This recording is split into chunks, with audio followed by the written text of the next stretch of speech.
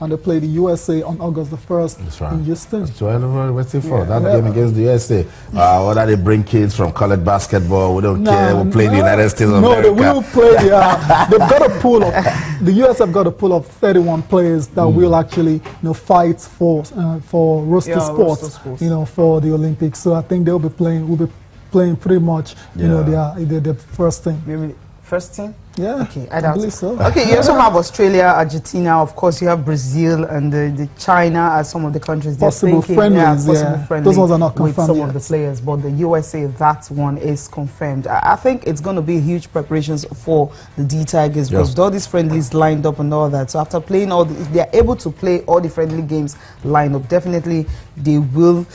In terms of preparations, that would have been taken care of. That would have been taken care of. Because I'm looking at the group again, where you have the joining group B, you have Argentina, you have Brazil, you have Spain, you have Lithuania. So it's a very tough team. Those are good basketball playing nations. And I think the D Tigers is about time they can make a statement. They waited almost forever to win the Afro-Basket. The majority of the guys who've just, called out are from that same winning team. They just need to carry that momentum into the Olympics. Look, you don't need to respect anyone. You just need to go out there and play your game. That's what Atletico Madrid did last night. That's what we've seen Leicester City do. The Tigers, go to the Olympics, play your game the same way you did without the big man Diogo. And then they showed Angola what it means to go through the OQT. So if you can do that in Africa, you do it real good, go to the Olympics and see if you can even make it to the semis and come back here, we'll praise you. Yeah, it's possible. Yeah, also, you actually believe they can, they can make a serious impact at the games. There's no, they have the talent is there. That's the thing about semis. The talent is there, and we have a good coach as well. Quality players. William Voigt. So, like I said, if they're able to actually take care of the preparation part and no serious injuries, and the D Tigers have a good chance. I'm not talking about semis. I'm not talking semis, though. I said do what you can to get to the semis, guys. Got a chance of leaving the group. And and go all the way. Can happen from there. Anything can happen. Same with D Tigers, Cecilia. A lot of quality in that women's team. And look, whenever the ladies come out to play, nobody shows anybody respect. Everybody just be like, it all boils down to our ability and what we can do on the court. And I see this D Tigers team. We all know the story. They were so unfortunate in Cameroon, and now they are willing to go all the way with the OQT. I think opening camp on the 15th and the tournament is starting 13th. I just feel but you told me. But you said I didn't say. You said I shouldn't go there. So let's leave. So I left that. I respected it because I told you I know what's going on. I've been speaking to some of the players, and a lot of them will be in the country from next week. They are fired up, and I think that's what matters. It all boils down to what you want to achieve as an individual. Same thing we've seen the federation is getting to them now. Look, that the sports ministry can't do everything, so they're working for themselves. So these players look at it and say, "Look, this is my career. This is my name. I need to achieve," and then they go out there and then they do the impossible. I think the Tigers also, if we get the right support, if you give men a tap on the back, you need to hug the ladies.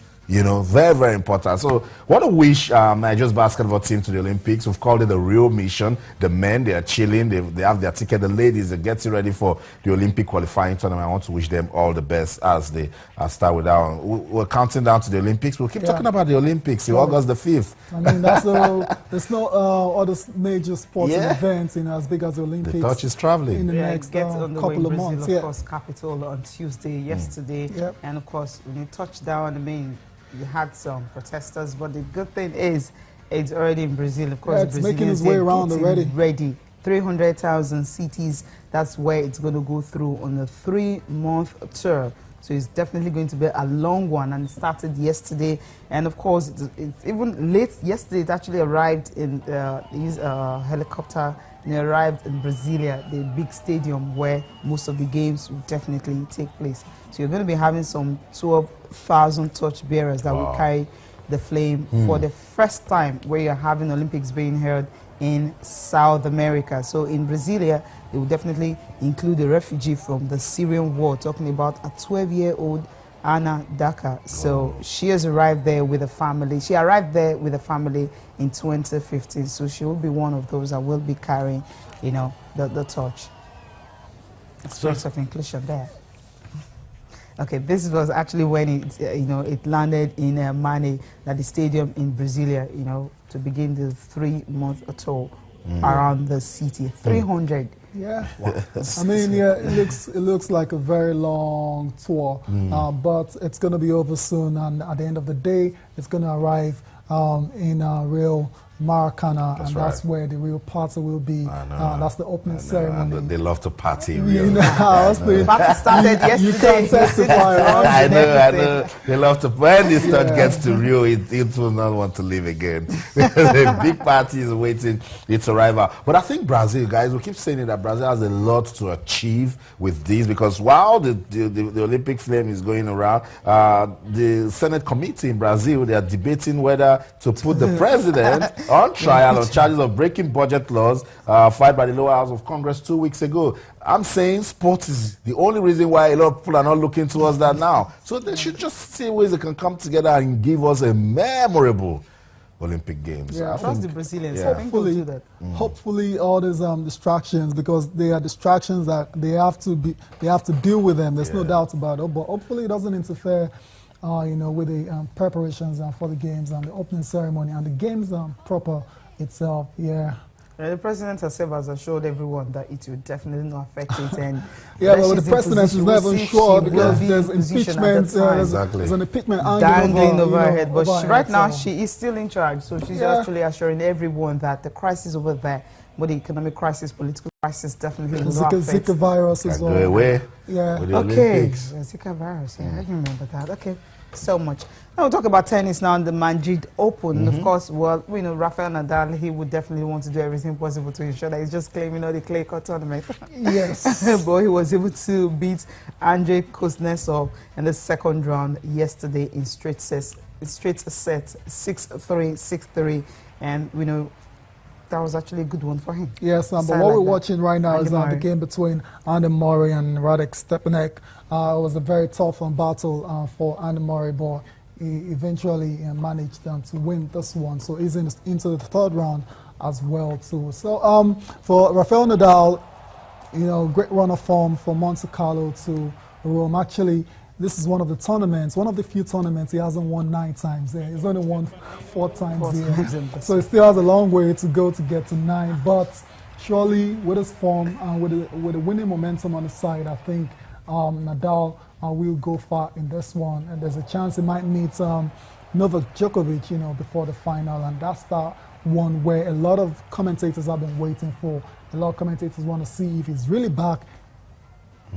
If he's really back. So that game against really Djokovic. Really back. Exactly, yeah. So it's good. A lot of people will make up their minds after that game against Novak Djokovic. Novak Djokovic will start his own campaign today against your friend Bona Karic. I don't know if you're expecting any upsets in that one. I don't think so. Okay, well, it happened. I mean, it happened in the Barcelona Open. He went out in the first round.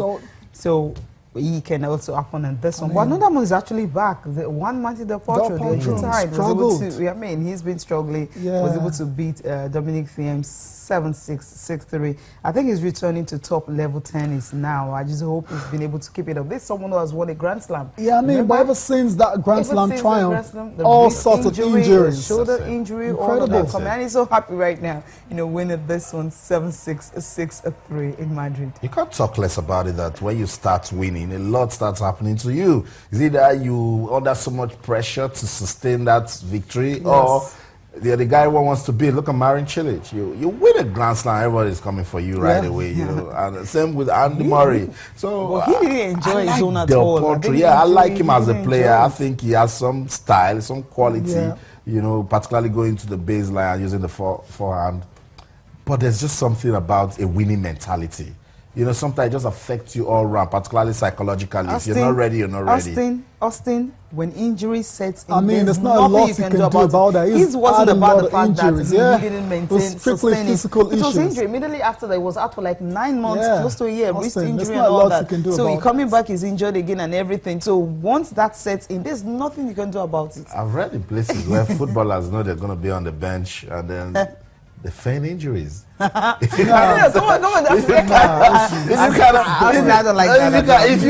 I'm just for Del Potro, I like Del Potro. I'm saying I was even gutted that it was out for that long because I'm looking for the guys that will give Djokovic serious competition. Rafael Nadal, Roger Federer. Roger Federer at his age. No, he was the one who actually defeated Roger Federer at the US Open. It was shocked. I mean, everyone was actually shocked because no one expected Del Potro to be the change in the new face of tennis. That was bad. When I didn't see it coming, I turned to Kai Nishikori. Yeah, but there's a reason why it hasn't happened, and that's been majorly injuries. I mean, it's been under the knife several times. It's part of what you need to manage, guys. Yes, I know. To manage it. But some people, some athletes are, your DNA. They're more unfortunate. Sometimes you just can't help it. Exactly. It happens. It happens. Sorry, Del Potro. Welcome. But it seems on the right track. Let's see. We still want to keep talking about Juan Martin Del Potro. Just hope that he's back for good. Let's get you into the conversation this morning. Action-packed world of sports. So much to talk about. Where and what are you talking about? Where are you looking at? We're counting down to season 8 of the Channels National Kids Cup. That's what we'll keep talking about it. 19 more days to the kickoff of season 8. Can the guys from Edo come back to Lagos to do the unthinkable? And Lagos teams, remember, Lincrest Primary School and National Primary School, they've qualified from Lagos to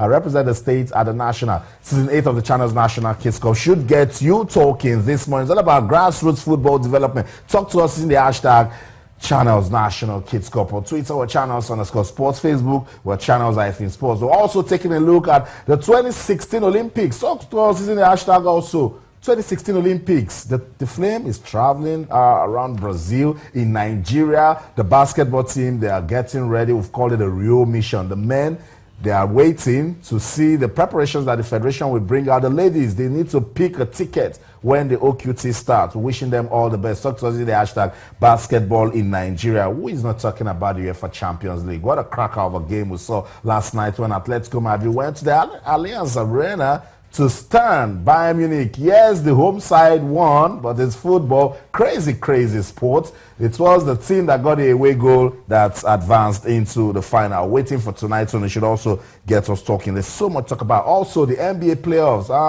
We'll keep talking about that one. We want you to be part of all that we will be doing today on the program. Let's come back home now and still stay with the 2016 Rio Olympics. I know the guys in the studio, we can keep talking about the Olympics till the end of the show. But let's listen to some football sports administrators in Nigeria, particularly editors.